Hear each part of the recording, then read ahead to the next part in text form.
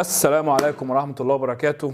عاملين ايه الاخبار؟ يا رب تكونوا بخير، وحشتوني جدا. طبعا الفترة اللي فاتت انا شوية اظهر شوية اختفي، لكن ده بيكون غصب عني والله بسبب ظروف شغلي. انا جاي اقول لك ان انا هحاول ان انا اربط نفسي كل اسبوع معاك بحلقة او اتنين باذن الله، وده هيحصل من خلال الدوري الاسباني والكلام عن ريال مدريد وبرشلونه. اشمعنى ريال مدريد وبرشلونه؟ لان دول اكتر فريقين انا متابعهم بحكم شغلي. اللي هيحصل كالاتي: جوله مثلا بتتلعب في اغلب الوقت يوم السبت والحد، يوم الاثنين باذن الله الساعه 3 العصر او 4 هينزل فيديو ملخص للي حصل يوم السبت ويوم الحد، ماتش الريال وماتش برشلونه. طب لو في تشامبيونز ليج هيبقى يا يوم 3 يا يوم 4، فباذن الله لو هو يوم الثلاث يوم الاربع هينزل الفيديو، لو هو يوم الاربع هينزل يوم الخميس، لان ما بيبقاش عندي مساحه برضو ان انا امنتج الفيديو وانزله بعد الماتش على طول. برضو لو في حدث حصل في اوروبا في السكه بقى، حاجه تستاهل ان احنا نتكلم عليها، زي مثلا تالق لاعب ما، حاجه في الدوري الانجليزي، قصه ملهمه، حاجات زي دي هنتكلم عنها برضو. كل اللي انا بقوله لكم ده بالاضافه للكونتنت الاساسي بتاعنا اللي هو الفيديوز اللذيذه اللي انتوا حبيتوها مني، اللي هي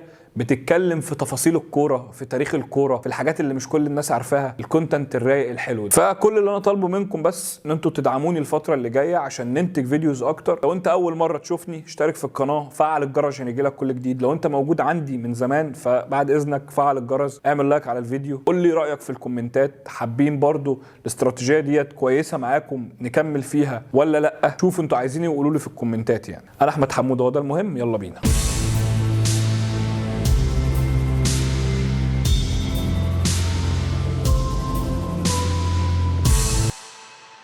النهارده بقى هنتكلم عن ريال مدريد، عن سلبيات وايجابيات الفريق من اول الموسم لحد ماتش رايو فايكانو اللي فات. هنشوف بقى كارلو انشيلوتي بيعمل ايه، الاصابات دي حكايتها ايه، امبابي ايه الدنيا، بلينجهام ايه الكلام، ابراهيم دياز، خوسيلو، فينيسيوس. هنقول كل حاجه، وبناء عليه بقى نقدر ان احنا نبدا نتكلم بقى بعد كل ماتش على حده. اول مركز هنتكلم عليه في ريال مدريد هو حراسه المرمى. طبعا بعد اصابه كورتوا في اول الموسم بالرباط الصليبي، كان النادي طبيعي جدا ان هو يدور على حارس مرمى. النادي يدور هنا وهنا، المهم يعني ان هم رسوا في الاخر على مين؟ على كيبا صاحب ال 29 سنه. كيبا اللي لو في مثلا اجمد 10 اهداف في الدوري الانجليزي هتلاقي مثلا داخل فيه 5 ولا حاجه. بس تمام، قلنا هو هيجيب كيبا كحارس احتياط. المفاجاه الكبيره بقى ان هو جاب كيبا حارس اساسي، ودي كانت مشكله بالنسبه لي ان هو يجي كحارس اساسي. ليه؟ لان انت عندك على الدكه لونين عنده 25 سنه، معاك بقاله فتره كبيره، فالمفروض ان هو بيستنى ظرف زي ده عشان يبدا ياخد ويبدا يلعب بشكل اساسي ويظهر نفسه للناس، وخصوصا انه لونين مش حارس وحش، يعني لونين حارس كويس، حارس شاب، فالراجل يجي منه. يعني في البدايه كيبا لعب بس كان مستواه مش افضل حاجه، غلطات كتير، كور عاليه ما بتجيش، تسديدات بتخش، الدنيا سداح مداح يعني، لحد ما قرر انشيلوتي ان هو يعمل زي مداوره ما بينهم، لحد ما لونين اثبت نفسه وبالارقام كمان. يعني تبص على كيبا هتلاقيه لعب 18 ماتش دخل فيه 18 جول وعمل 7 كلين شيت. تيجي تبص على لونين هتلاقيه لعب 17 ماتش دخل فيه 13 جول وعمل 8 كلين شيت، فلونين زي الفل. لكن بعيدا عن الارقام بقى نتكلم على لونين شويه. لونين تحت العارضه هادي، بياخد خطوات صح، كور العاليه في ايده كلها، انفرادات بيشيل، شوط من بره ال 18 بيشيل، ضربات جزاء بيرجعك في ماتشات كتير زي ماتش سبورتنج براجا في الشامبيونز ليج لما صد بيلن وفي الاخر انت كسبت الماتش. ماتش لايبزيج الاخير عامل 9 تصديات، ده غير ماتشات تانية كتير لو لونين مش موجود فيها كنت ممكن تطلع خسران اصلا. والحمد لله لما انشيلوتي شاف الفرق الواضح بين لونين وكيبا في جودته كحارس مرمى، قرر خلاص ان هو يريح كيبا على الدكه ويبقى لونين هو الحارس الاساسي. ومن وجهه نظري هو ده عين العقل، وان دي كانت سلبيه موجوده في ريال مدريد بوجود كيبا في حراسه المرمى، لكن دلوقتي اتعالجت وبقى لونين هو الحارس الاساسي والاحق والاقدر لريال مدريد. قولوا لي برضو انتوا في الكومنتات مين الافضل، لونين ولا كيبا؟ نخش بقى على خط الدفاع، اضعف خط موجود في ريال مدريد وسبب كوارث ريال مدريد الموسم ده، والخط اللي بيحصل فيه اكتر اصابات. تحس ان الخط ده لعنه، يعني كل اللعيبه اللي لعبت السنه دي في خط الدفاع اتصابت. كارفاخال اتصاب، مندي كان مصاب ورجع واتصاب تاني، ميليتاو رباط صليبي، الابا رباط صليبي، روديجير مصاب دلوقتي، ناتشو بيتصاب وبيرجع وبيطرد وبيجي، والدنيا فيها كعبله في الخط ده خالص. فتعال نبص بصه كده، هنلاقي ان انت بسم الله ما شاء الله نص ملعبك قوي، فصعب قوي ان حد يخترقك من عمق الملعب، فكل الفرق بالتالي بتلجأ لايه؟ للعرضيات. وهنا بتظهر مشكله دفاع ريال مدريد. طبعا انا اتفرجت على كل ماتشات ريال مدريد الموسم ده، فقبل الحلقه لما قعدت اجمع الاهداف اللي دخلت في ريال مدريد لقيت ان 90% من الاهداف دخلت عن طريق العرضيات. وده بيحصل ازاي يا عم حموده؟ بيحصل في الفراغ اللي ما بين الاثنين مدافعين، بيحصل في الفراغ اللي ما بين المدافع والباك، وزي ما انتم شايفين كده في الصور مهاجم يجي يخطف مدافع يوديه يجيب عيش ويجيبه تاني. وانا طبعا بشوف ان المشكله هنا هي مشكله منظومه مش مشكله اسامي، لسبب لان الاسامي كده كده بتتغير ونفس الاخطاء بتفضل مستمره. يعني دي حاجه غريبه، ودي اكتر حاجه بلوم عليها انشيلوتي، ان انت ازاي مش قادر تصلح منظومه الدفاع ديت، و90% من الاهداف اللي دخلت فيك بتحصل بسبب المشكله دي، وانت لحد دلوقتي ما لقيتلهاش حل. هيجي واحد يقول لي يا حموده ما هو طبيعي يحصل مشاكل دفاعيه لان احنا اصلا من غير دفاع، وعندك 2 مدافعين عندهم رباط صليبي، ألابا وميليتاو، فانت دلوقتي بتقعد تلزق بقى شويه تشواميني يلعب مدافع جنب كارفاخال، لما تشواميني غاب بسبب تراكم الكروت او الاصابه رجع كامافينجا بقى بيلعب مدافع، فاللي هو انت يعتبر ما عندكش مدافع. هقول لك تمام مفيش مشاكل، لكن في غلطه لا تغتفر عملتها اداره ريال مدريد بالتعاون مع انشيلوتي لما حصلت اصابه ميليتاو في اول الموسم. قلنا يا جماعه محتاجين نجيب مدافع، يا بريس بعد اذنك طلع اللي تحت البلاطه واصرف وهات لنا مدافع، وبدانا السيزون من غير مدافع، وقبل الميركاتو ما يقفل حصلت اصابه ألابا، قلنا بس خلاص الراجل هيجيب مدافع، ما احنا ما عندناش مدافعين، برضه لعبت وكملت والانتقالات قفلت، وانت حاليا بتلعب بتشواميني وكارفاخال 2 مدافعين، او ناتشو لو هو موجود ومش مصاب ماشيه وبتكسب، بس اكيد هيجي عليك وقت هتتاذى من الموضوع ده. المشكله الاكبر بقى في خط دفاع ريال مدريد هي مشكله الجبهه اليسرى. لو جيت تبص على اغلب الاهداف اللي بتخش في ريال مدريد هتلاقيها من ناحيه الشمال. تعال ناخدوا بقى الاثنين باكين شمال اللي معانا في ريال مدريد، فيرلاند مندي وفيران جارسيا. مندي في البدايه كان اداؤه سيء جدا دفاعيا بسبب ان هو بيسيب مساحات كتيره قوي في ظهره، ومتهور جدا وبيفقد الكره بسهوله، وفي التغطيه العكسيه كارثه، وهجوميا بقى مفيش خالص، لا بيجري صح ولا بيرفع صح ولا بيتمركز صح، وحاجه منتهى القرف. والدليل انه لحد دلوقتي ما عملش اسيست واحد مع الفريق حتى، لكن مع الوقت واحقاقا للحق يعني مندي دفاعيا بقى كويس شويه وبقى بيعمل مباريات مقبوله، لكن برضه نرجع ونقول ان ده مش باك شمال ريال مدريد. نروح بقى لفيران جارسيا، بعيدا عن الكهرباء الزياده اللي عنده، بس هو لعيب كويس، ورغم ان هو ما اخدش فرصه كامله الا انه لما بينزل بيهين نفسه حرفيا دفاعيا. الراجل مش اجمد حاجه لكن غلطاته قليله جدا. وسيبك بقى من كل ده، لو الريال بيلاعب فريق بيدافع فالخيار الاول ليك وانت مغمض المفروض يبقى فيران جارسيا، لان الاضافه الهجوميه بتاعته ممتازه جدا، وده واضح من ارقامه. الراجل بالرغم انه لعب 8 ماتشات بس اساسي الا انه قدر انه يعمل 4 اسيستات، فواضح للكل ان فيران جارسيا هجوميا افضل بكتير قوي من مندي. نروح بقى لوسط ملعب ريال مدريد. وسط ملعب اللهم صل على النبي عندك فيه 7 ولا 8 لعيبه يلعبوا كلهم اساسي في اضخم فرقه في اوروبا، اللهم صل على النبي عشان ما نحسدش يعني. لكن انا كان عندي مشكله في وسط الملعب ده مع توني كروس في بدايه الموسم. ليه؟ توني كروس كان انشيلوتي بيلعبه ارتكاز في بدايه الموسم. توني كروس ما ينفعش يلعب في المركز ده لوحده لاسباب كتير. اولا السن، ارتداد دفاعي وهجومي وتقفيل مساحات هو مش افضل حاجه، بيضغط عليه وبيفقد الكره بسهوله، فكان لازم ولا بد عشان تستفاد من توني كروس ان حد يسند معاه، وده اللي بعد فتره استوعبه انشيلوتي وبدا يحط جنبه فالفيردي، وتحول ساعتها بقى توني كروس. والتحول اللي حصل لتوني كروس الموسم ده من لعيب سيء جدا للعيب من افضل لعيبه الفرقه في الوقت الحالي هو كارلو انشيلوتي. ليه؟ لانه ما عانتش، ولما لقى ان هو لوحده مش هينفع زق جنبه 2 عتاوله، فالفيردي كامافينجا تشواميني ايا كان مين، 2 سرعات تقفيل مساحات، وهو يبقى اللعيب الرايق اللي واقف اللي يديك كور توديك لحد المرمى. حاجه برضو اللي لازم نتفق عليها ان فالفيردي ما ينفعش يلعب على طرف الملعب خالص، لعيب في عمق الملعب يقدر ان هو يقفل مساحات يمين وشمال، يقدر ان هو يجري كتير قوي في وسط الملعب، بيضغط كويس جدا. كل دي مميزات موجوده في فالفيردي في وسط الملعب هيفقدها لو راح على طرف الملعب. الاهم من كل ده بقى ان هو ليه لازم يكون موجود في عمق الملعب او في وسط الملعب، التسديدات يا معلم. الراجل ده السكند بول او الكره اللي بتجيله من عرضيه بره المنطقه لو حط وش رجله فيها صح على الدنيا السلام، قنبله في الجون على طول. نروح بقى لكامافينجا وتشاوميني، الاثنين في وسط الملعب دبابات اللهم صل على النبي، كميه جري رهيبه، التحامات بدنيه ما تعدش، تقفيل مساحات، وده الاهم في ظهر فيني ورودريجو وبيلينجهام بيأمنوا لك نص الملعب تماما. خلينا برضو نتكلم على اردا جولير. اردا جولير اي نعم ما لعبش كتير لكن في الماتشات اللي نزلها بيبان على اللاعب كده من لمسته، باين عليه كده ان هو لاعب ما بيخافش، بيطلب الكوره بيروح للكوره، بيتحرك في اماكن كويسه. يعني في ماتش نزل فيه عمل بيلين اول لما نزل، لما خوسيلو دخل حطها في العارضه بعد ما اتحايلوا عليه ورفض في الاخر ان هو يديها لاردا جولر، فخامه مبشره. اتمنى من انشيلوتي بس يعني اديله فترات اطول، يعني ما ينفعش برده في ماتش رايو فايكانو اللي فات نزله اخر 5 دقائق في ماتش متعادل فيه 1-1 هينزل يعمل ايه؟ طيب لازم اديله في ماتشات مستريحه شويه، ماتشات انا حاسمها لان الواد يجي منه. طبعا من ضمن الحاجات اللي الريال دخل بيها الموسم هو انه ما اشتراش مهاجم، يعني كريم بنزيما مشي وجبنا خوسيلو على اساس ان هو هيبقى مهاجم بديل، وهنجيب بقى هاري كين. طب امبابي هيجي ولا لا؟ طب الحكايه، طب الحدوته والدنيا. المهم يعني احنا بنلعب لحد دلوقتي بمهاجم واحد بس في السكواد وهو خوسيلو. فكان من ضمن الصفقات اللي عملها الريال هو جود بيلينجهام، راجل ب 100 مليون، بس 100 مليون سرقه حاجه كده اللهم صل على النبي،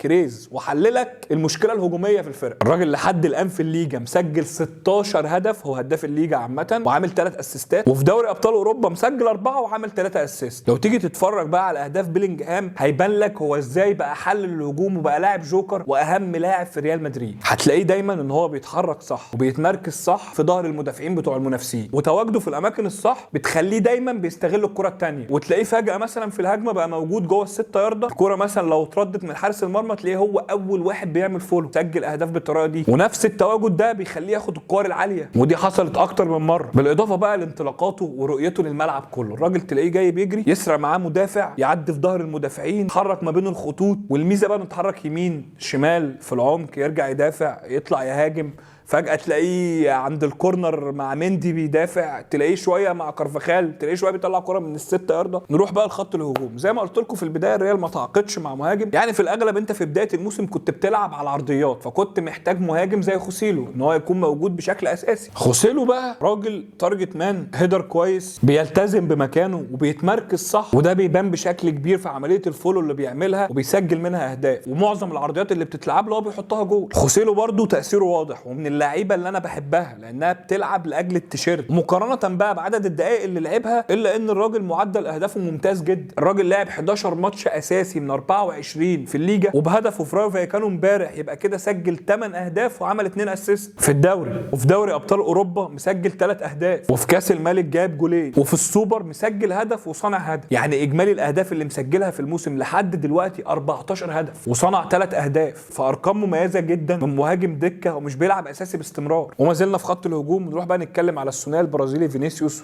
ورودريجو. فينيسيوس ورودريجو في بدايه الموسم كان عندي مشكله معاهم ومع انشيلوتي، ان هم كانوا بيلعبوا شبه مهاجمين، كانوا بيبقوا مسلمين نفسهم للمدافعين، بيبقوا في حضن المدافعين، فبالتالي ما بيقدروش ياخدوا راحتهم في حوار المراوغه، في حوار الترقيص، القصص دي ما كانوش بيعملوها باريحيه، وخطورتهم كانت قليله جدا. لو تبص على 90% من الاهداف اللي بيجيبها فينيسيوس او رودريجو بيبقوا جايين من طرف الملعب ويخشوا العمق الملعب. فطبعا في البدايه انشيلوتي كان مخطئ، لحد الفتره الاخيره ما بدانا ان احنا نشوف فينيسيوس ورودريجو بيجوا من على طرف الملعب وياخدوا راحتهم، بيسجلوا اهداف، الدنيا بتبقى احسن. ده ما يمنعش حاجه مهمه جدا، ان فينيسيوس بيقدم موسم مش افضل حاجه، ورودريجو نفس الكلام. نرجع بقى لفينيسيوس جونيور. فينيسيوس جونيور مشكلتي معاه ان هو مش مركز مليون في المية في الملعب، لا، تركيزه متقسم على 3 حاجات: على الاعتراض على التحكيم، على المناوشات مع الجمهور، وجزء صغير جدا بيحط تركيزه في الملعب. فيا ابني يا حبيبي، لو انت حطيت تركيزك كله في الملعب زي ماتش جيرونا كده، صدقني محدش هيقدرك في الدنيا، انت جامد، بس ركز تركيزك كله يكون في الملعب. نفض بقى للمشجعين ونفض بقى اللي بيشتمك، وفكك من العياط وفكك من القصص دي كلها. لو ركزت في الملعب وسديت ودنك، صدقني هتبقى اجمد من كده 70,000 مره، وهتبقى اسطوره من اساطير الريال. لو فضلت في اللي انت فيه، فممكن مع وجود امبابي السنه اللي جايه وتالقه احنا ممكن ما نشوفكش في ريال مدريد تاني. فانت عليك الاختيار ايها البرازيلي، واتمنى انك ما تعملش زي البرازيليين التانيين شبه اخوك نيمار كده. نروح بقى لابراهيم دياز، واحد من اللعيبه القريبين لقلبي واللعيبه اللي انا بحبهم، رغم ان هو مش بياخد وقت كبير لكنه مؤثر جدا مع الريال الموسم ده. في الاول طبعا ما كانش بيبدا اساسي، رغم ان هو كان بيأدي كويس، الا انه ما كانش بياخد وقت كامل عشان يظهر بقى موهبته والحلويات والحاجات الحلوه بتاعته دي اللي احنا بنشوفها دلوقتي. لكن مع الاصابات ومع نزوله في كل ماتش يكون مؤثر، فبدا ان هو ياخد دور اساسي في الفريق لحد الان على الاقل. يعني اعتقد طبعا لما يرجع بلينجهام دوره هيتقلص تاني، لكن يظل ابراهيم دياز لما بينزل من على الدكه بيقلب الدنيا في الماتش. لكن خطوره ابراهيم دياز بتيجي من على اطراف الملعب برضه، وبتيجي من الحريه اللي بيسيبها له انشيلوتي، اللي هي سبب نجاحه تقريبا. ليه؟ لان شويه تلاقي ابراهيم دياز يمين، شويه تلاقيه شمال، شويه تلاقيه دخل جوه منطقه الجزاء، فلاعيب ملوش مالكه. يعني في ماتش لايبزيج الاخير في دوري ابطال اوروبا، ابراهيم عامل 7 مراوغات ناجحه من اصل 9، ورغم انه برضه حته صغيره كده، جسمه صغير، الا انه بيكسب في الالتحامات. يعني الراجل فاز ب 11 التحام من اصل 17، فكون ان بجسمك ده بتكسب الالتحامات دي وعدد الالتحامات دي، فده يبين ان انت لعيب تقيل، لعيب شغال على نفسك، ولعيب بوتنشال وجاي في المستقبل. والاهم فيما بقى انه لعيب مؤثر، وارقامه بتقول كده. الراجل لعب 9 ماتشات اساسي بس من 24 ماتش في الليجا، وسجل 4 اهداف وصنع هدف. وفي دوري ابطال اوروبا مسجل هدفين وصنع هدف. وفي كاس الملك سجل هدف وصنع هدف برضه. وفي السوبر برضه مسجل هدف. فدي طبعا ارقام مقبوله من لاعب مش بيلعب اساسي. وسيبك من الارقام خالص، انت ذات نفسك بتشوف بعينك لما ابراهيم دياز بينزل الملعب ايه اللي بيحصل. لعيب شوارع زي ما بنقول كده، ينزل 7 في 8 ترقصات كباري، يعدي 1 و2 و3 و4. يعني جول لايبزيج ده ميسي، يعني ميسي هو اللي بيعمل الحاجات دي. فلا،